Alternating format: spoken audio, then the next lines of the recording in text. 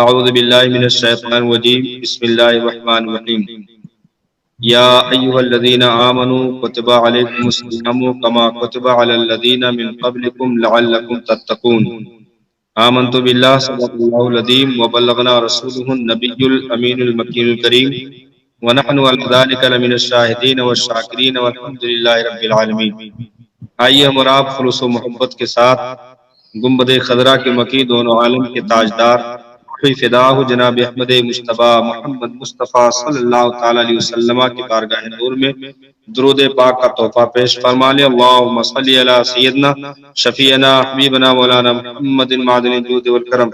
وآلہ واصحابہ بارک وسلم صلاۃ و سلام دائما علیک یا رسول اللہ صلی اللہ تعالی علیہ وآلہ وسلم۔ الحمدللہ یہ رمضان المبارک کا یہ پرنور پربہار موسم جس میں ہر پل رحمت و انوار کی موسلا دھار بارشیں ہو رہی ہیں، اور الحمدللہ یہ عشرِ مغفرت اس وقت ہمارے سروں پر جلوہ فگن ہے اور مکمل طریقے پر اپنے جلوہ میں بے پایاں برکتیں اور رحمتیں لے کر کے ہم تمامی کے درمیان موجود ہے۔ پروردگار عالم ہم تمامی کو اس مبارک عشرے میں کما حقہ اپنے گناہوں سے توبہ کی توفیق عطا فرمائے اور ماہ رمضان کے اس مقدس ساعتوں کا تہ دل سے استقبال کرنے کی مولا توفیق عطا فرمائے۔ پیارے، یہ وہ مقدس مہینہ ہے جس مہینے کی برابری شاید کوئی مہینہ کرے، کیونکہ پروردگار عالم نے یہ انعام کے طور پر سرکار کی امت کو عطا فرمایا، اور میرے آقا صلی اللہ تعالی علیہ وآلہ وسلم نے ارشاد فرمایا کہ اگر پروردگار عالم کو عذاب دینا مقصود ہوتا تو میری امت کو ایسا مہینہ عطا نہ فرماتا جس میں پروردگار عالم نے بخشش کا وعدہ لیا،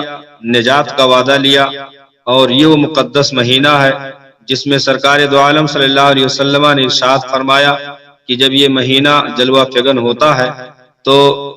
جنت کے دروازے کھول دیے جاتے ہیں، ایک روایت میں ہے رحمت کے دروازے کھول دیے جاتے ہیں اور جہنم کے دروازے بند کر دیے جاتے ہیں، اور شرکس شیاطین کو زنجیروں میں قید کر دیا جاتا ہے۔ یہ وہ مقدس مہینہ ہے جس کے تعلق سے میرے پیارے آقا صلی اللہ علیہ وسلم نے ارشاد فرمایا کہ یہ اپنے جلوہ میں ایسی برکتیں لے کر کے اترتا ہے کہ ایک ایک میں 10 لاکھ گنہگاروں کی مغفرت کا اعلان ہوتا ہے۔ ایک ایک دن میں، رمضان کے ایک ایک دن میں 10 لاکھ گنہگاروں کی بخشش کا، مغفرت کا اعلان کیا جاتا ہے، اور میرے سرکار ارشاد فرماتے ہیں کہ 29ویں رمضان میں جتنے شروع سے لے کر 29 تاریخ تک بخشے گئے ان کے مجموعی تعداد کے اعتبار سے اس ایک دن میں پروردگار عالم گنہگاروں کی بخشش فرماتا ہے، مغفرت فرماتا ہے۔ اور پھر جب شب عید آتی ہے تو پروردگار عالم فرشتوں سے ارشاد فرماتا ہے کہ میرے پیارے فرشتوں، اس مزدور کا کیا ہوگا جس نے اپنا کام مکمل کر لیا؟ تو فرشتے عرض کرتے مولا اسے پوری مزدوری دی جائے، تو پروردگار عالم ارشاد فرماتا ہے میرے پیارے فرشتوں تم گواہ ہو جاؤ، میں نے ان سبوں کو بخش دیا، سبوں کو معاف کر دیا، سبوں کی مغفرت کر دی۔ یہ مقدس مہینہ ہے پیارے جس میں پروردگار عالم نے قرآن مجید کو نازل فرمایا، یہ مقدس مہینہ ہے جسے پروردگار عالم نے 1000 مہینوں سے افضل قرار دیا، یہ وہ مقدس مہینہ ہے جس میں پروردگار عالم اپنے بندوں کو جو عمل کرتے، جو اس ماہ مبارک کی قدر کرتے اور خاص کر رمضان کا روزہ رکھتے، ان کے لیے پروردگار عالم نے ارشاد فرمایا کہ اور چیزوں پر نیکیوں کا کہیں 10 گنا، کہیں 70 گنا، کہیں 700 گنا دینے کا وعدہ کیا گیا، لیکن رمضان کے روزے کی جب جزا کی بات آئی تو پروردگار عالم نے ارشاد فرمایا، حدیث قدسی ہے، الصوم لی وانا اجزا بہ، روزہ میرے لیے ہے اور اس کی جزا میں خود عطا کروں گا، اس کی جزا میں خود دوں گا۔ تو یہ وہ مقدس مہینہ ہے جس میں ہر وقت رحمتوں کی جھما جھم بارشیں ہوتی ہیں۔ ہمیں صدق دل سے اس ماہ مبارک کے قدر کی ضرورت ہے، اور جو لوگ غافل ہیں انہیں مڑ کر کے اور اس ماہ مبارک میں آ کر اپنے پاپوں سے، اپنے جرموں سے، اپنے گناہوں سے توبہ کی ضرورت ہے۔ یہ مقدس مہینہ ہے جو ہمارے جسم کے لیے زکوٰۃ کے طور پر آتا ہے۔ میرے آقا ارشاد فرماتے ہیں ہر ایک چیز کے لیے زکوٰۃ ہے، اور روزہ یہ بدن کے لیے زکوٰۃ ہے، یہ جسم کے لیے زکوٰۃ ہے، جو آ کر کے ہمارے بدن کو تپا کر کے، گناہوں کی گندگیوں کو، ان کی کالکوں کو دھل کر کے، اور ہمارے وجود کو اجلا کر دیتا ہے، ہمارے روح کو ستھرا کر دیتا ہے، ہمارے باطن میں اجالا پھیلا دیتا ہے، ہمارے باطن کو منور کر دیا کرتا ہے۔ وہ مقدس مہینہ ہے جس کے تعلق سے ہم اپنے آپ میں خوشی محسوس کریں گے کہ رمضان المبارک میں یکسر ہمیں دین کا کام کرنے کے لیے موقع مل چکا ہے، اور دنیا سے بے رغبتی اور دنیا سے اس طریقے پر لا تعلق کر دیا گیا ہے کہ بندہ اب چاہ کر کے بھی کام پہ نہیں جا سکتا ہے، اپنے گھر پہ بیٹھا ہوا ہے۔ تو یہ مجبوری نہیں ہے بلکہ رب کی منشا ہے کہ دنیا سے لا تعلق ہو کر کے بندہ اگر چاہ لے تو راتوں رات اپنے رب کو راضی کر سکتا ہے۔ مسجد میں اگرچہ برابر نہیں پہنچ سکتا اور زیادہ تعداد میں جانے پر پابندی عائد کی گئی ہے، لیکن یاد رکھو یہ بہت بڑی خوش نصیبی ہے کہ میرے آقا صلی اللہ تعالیٰ علیہ وسلم کے لیے پروردگار عالم نے پوری روئے زمین کو مسجد بنا دیا ہے۔ جہاں بھی سجدہ کریں گے، جہاں بھی عبادت کریں گے، پروردگار عالم ضرور شرف قبولیت عطا کرے گا۔ اگر مسجد کے دروازے بظاہر بند ہیں تو ہم یہ کہہ کر کے بہانہ نہ تلاش کریں کہ اب تو مسجد نہیں جا سکتے، ہم کیا کریں۔ یاد رکھیں گھر پہ اگر ہم بیٹھے ہوئے ہیں اور پروردگار عالم پر چاہے اپنے گناہوں سے توبہ کر لے، اور یاد رکھیں پروردگار عالم نے جو دین کا تحفہ ہم تمامی کو عطا فرمایا ہے وہ بہت مقدر سے رب نے ہمیں عطا فرمایا ہے، جس کی اگر ہم قدر کر لے جائیں تو ہم یہاں بھی کامیاب ہیں اور انشاءاللہ وہاں بھی کامیاب ہوں گے، کیونکہ اس دنیا میں پروردگار عالم نے خاص کر کے اہل ایمان کو جو چیزیں عطا فرمائی ہیں وہ اور کسی کے پاس وہ تحفہ موجود نہیں ہے۔ الحمدللہ پروردگار عالم نے ہمیں یہ مقدس مہینہ عطا فرمایا ہے جس مہینے کے تعلق سے پچھلی امتوں میں کسی کے پاس یہ تحفہ نظر نہیں آتا۔ اگرچہ الگ الگ طور پر روزے رکھے گئے تھے، لیکن خاص کر کے رمضان المبارک کا مقدس مکمل مہینہ اور اس میں شب قدر جیسی عظیم ساعتیں، یہ امت محمدیہ کی خصوصیت ہیں جو پروردگار عالم نے عطا فرمائے ہیں۔ تو ہمیں فخر کرنا چاہیے۔ آج جو لوگ بہانے بازی کر کے یا اپنے گھروں میں رہ کر کے اور ایسے فرصت کے وقت میں بھی معاذ اللہ اگر رمضان کا روزہ نہیں رکھتے ہیں یا اپنے گھروں میں عبادت نہیں کرتے ہیں اور اس طریقے پر وہ یہ سوچتے ہیں کہ چلو اپنے گھر میں رہ کر کے یہ چیزیں اگر نہیں کریں گے کون دیکھنے آتا ہے۔ یاد رکھو اگر ہم نے رمضان کی قدر نہیں کی تو میرے آقا صلی اللہ تعالیٰ علیہ وسلم نے ارشاد فرمایا، ایک روایت موجود ہے، میرے سرکار دو عالم کے تاجدار صلی اللہ تعالیٰ علیہ وسلم نے صحابہ کرام سے ارشاد فرمایا کہ ممبر کے پاس آ جاؤ۔ صحابہ مسجد نبوی میں ممبر کے پاس گئے، میرے سرکار دو عالم کے تاجدار صلی اللہ علیہ وسلم پہلے ممبر پہ جب قدم شریف رکھے ارشاد فرمایا آمین، اور جب دوسرے ممبر پہ قدم رکھا پھر ارشاد فرمایا آمین، اور جب تیسرے ممبر پہ قدم رکھا پھر ارشاد فرمایا آمین۔ صحابہ کرام نے عرض کی سرکار ہم کو سمجھے نہیں۔ میرے آقا صلی اللہ علیہ وسلم نے فرمایا کہ ابھی جبریل آئے تھے اور جب میں پہلے ممبر پہ قدم رکھ رہا تھا جبریل نے یہ کہا کہ ہلاک ہو جائے وہ یا اسے تباہی ہو جائے جس نے رمضان کا روزہ پایا اور اپنی بخشش نہ کروائی، جس نے رمضان کا مہینہ پایا اور اپنے آپ کو بخشوا نہ سکا، اپنے آپ کو معاف نہ کروا سکا، اس کے لیے ہلاکت ہو، بربادی ہو کہ جو رمضان کو پانے کے بعد بھی اپنے آپ کو گناہوں سے اپنے وجود کو نہ دھل سکا، کیونکہ یہ ایسا مقدس مہینہ ہے جو مکمل طریقے پر بندے کو اس کے گناہوں کو جلا کر کے خاک کر دیتا ہے۔ جیسے لوہے کو تپا کر کے اور اس کے زنگ کو دور کر کے قیمتی پرزہ بنایا جاتا ہے، اسی طریقے پر بندے مومن کو اس میں تپا کر کے اسے اس کے ایمان کو کھڑا کیا جاتا ہے، اس کے باطن کو منور کیا جاتا ہے۔ آقا دو عالم صلی اللہ علیہ وسلم نے ارشاد فرمایا، روزے دار کے منہ کی بو رب کے نزدیک خشک و عنبر سے کہیں زیادہ قیمتی ہے، کہیں زیادہ جو ہے خوشبودار ہے کہ پروردگار عالم ایسے روزے دار کے لیے جو اپنے وجود کا، اپنی ذات کا جزا رکھ دیا ہو، پروردگار عالم نے خود ارشاد فرما دیا ہو کہ اور اعمال سے تو جنت ملتی ہے، لیکن روزہ رکھنے سے بندہ خود میری ذات کو حاصل کر لیتا ہے، مجھ کو حاصل کر لیتا ہے۔ اور آقا دو عالم صلی اللہ تعالی علیہ وآلہ وسلم نے اس مقدس اور معطر مہینے میں بہت خصوصیت کے ساتھ اہتمام فرمایا۔ صحابہ کرام روایت کرتے ہیں، میرے آقا صلی اللہ علیہ وسلم جب رمضان شریف کا مہینہ آتا تو جتنے قیدی ہوتے سرکار انہیں آزاد فرما دیا کرتے تھے، اور کثرت کے ساتھ غریبوں اور محتاجوں کو میرے سرکار عطا کیا کرتے تھے، کیونکہ یہ غمخواری کا مہینہ ہے، یہ ایک دوسرے کے دل کو جوڑنے کا مہینہ ہے، ایک دوسرے کو سے قریب سے ایک دوسرے کو سمجھنے کا مہینہ ہے۔ میرے آقا صلی اللہ علیہ وسلم نے اس مقدس مہینے میں وہ اہتمام فرمایا کہ صحابہ کرام روایت کرتے ہیں، میرے سرکار نے ارشاد فرمایا کہ صحابہ، اگر کسی روزے دار کو تم نے افطار کرایا تو اتنی ہی نیکیاں تمہارے نامہ اعمال میں ڈالی جائیں گی جتنا کہ اس روزہ رکھنے والے کو پروردگار عالم نے عطا کی، اور اس روزہ دار کی نیکی میں کوئی کمی نہیں ہوگی۔ میرے صحابہ نے عرض کی، سرکار افطار کا معاملہ کیا ہے؟ اگر کوئی غریب ہو جو ہے اس کے پاس افطار کا سامان یا اس کی حیثیت نہ ہو، افطار نہ کرا سکے، تو اس کے لیے کیا حکم ہے؟ میرے آقا نے ارشاد فرمایا، یہاں حیثیت کا معاملہ نہیں ہے صحابہ، اگرچہ ایک گھونٹ پانی ہی پلا دے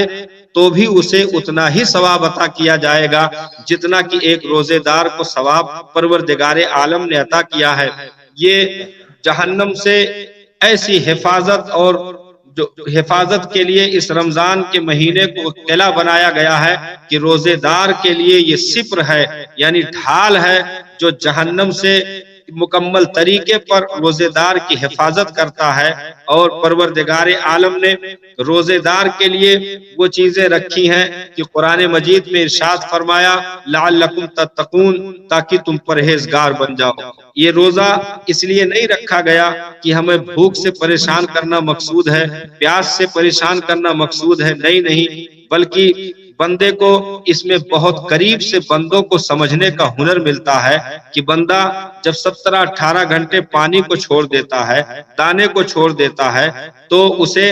ایک بھوکے کا احساس بھی ہوتا ہے کہ ایک بھوکے کو بھوک کیسی لگتی ہوگی، ایک پیاسے کا بھی احساس ہوتا ہے کہ ایک پیاسے کو پانی کیسے جو ہے پانی نہ ملے تو کیسا محسوس ہوتا ہوگا۔ تو اس میں ایک پیاسے کو بھی سمجھنے کا موقع ملتا ہے، ایک بھوکے کو بھی سمجھنے کا موقع ملتا ہے، ایک ننگے کو بھی سمجھنے کا موقع ملتا ہے، ایک غریب اور محتاج کو بھی سمجھنے کا موقع ملتا ہے۔ اور صرف یہی نہیں بلکہ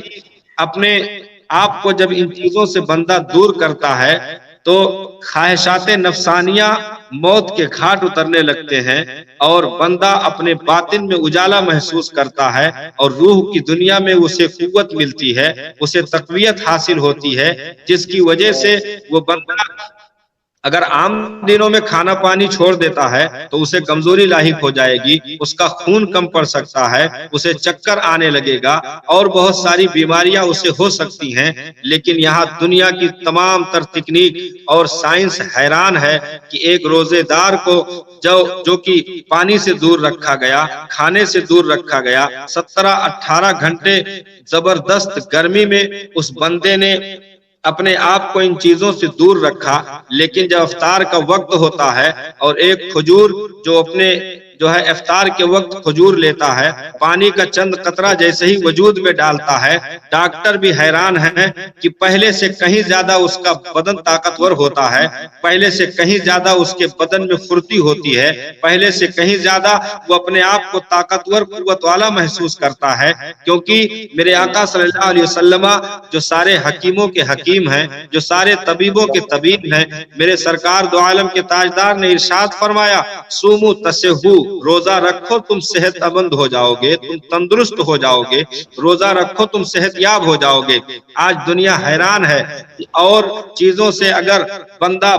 پیاس سے جو ہے اگر تڑپتا ہے، بھوک اور پیاس کو برداشت کرتا ہے تو جسم میں کمزوری لاحق ہوتی ہے، لیکن سرکار نے بہت پہلے ارشاد فرما دیا تھا کہ روزہ رکھو تم صحت مند ہو جاؤ گے، یعنی وہ بیماریاں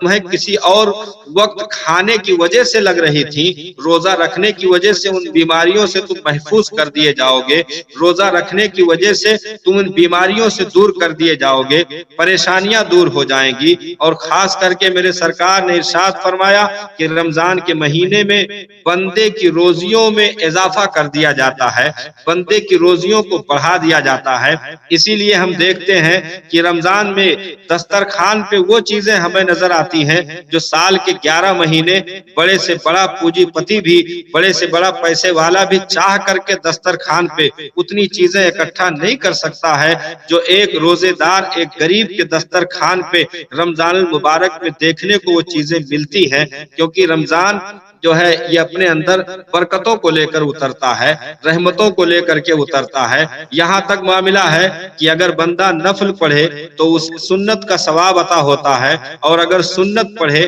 تو اسے فرض کا ثواب عطا کر دیا جاتا ہے، اور اگر فرض پڑھے تو اسے 70 فرض کا ثواب اس کے نامہ اعمال میں درج کر دیا جاتا ہے۔ یہ ایسا مقدس مہینہ ہے جو اپنے اندر ایسی ایسی برکتیں لے کر کے اترتا ہے جو عام دنوں میں دیکھنے کو نہیں ملتی ہیں، اس لیے بندوں کو چاہیے کہ اس سے قریب ہوں۔ آج ہم نے دیکھا اپنی آبادیوں میں مشکل سے 35 سے 40% لوگ روزے دار ہوں گے، بقیہ ایسے ہی کھاتے پھرتے اور روڈ پر چلتے پھرتے رمضان کی بے حرمتی کرتے نظر آتے ہیں معاذ اللہ،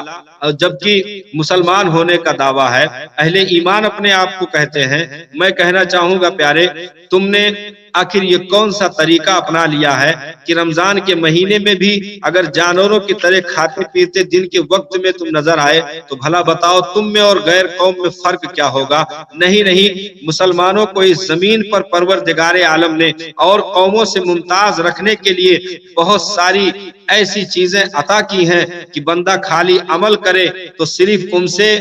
جو ہے اپنے افعال میں ممتاز نہیں ہوگا بلکہ رتبے میں بھی ممتاز ہو جائے گا، اپنی تمام تر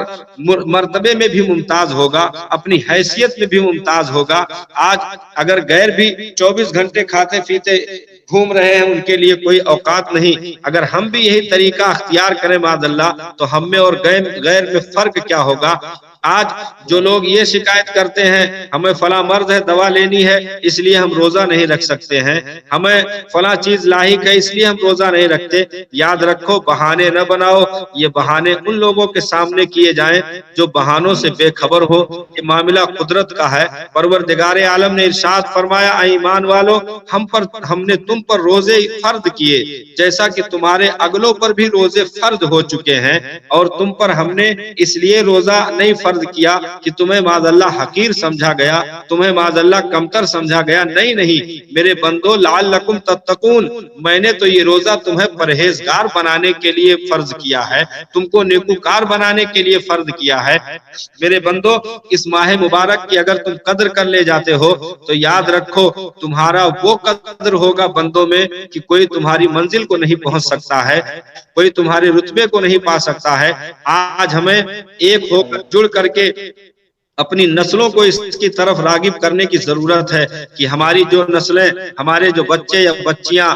صحت کے اعتبار سے وہ اس لائق ہیں کہ اگر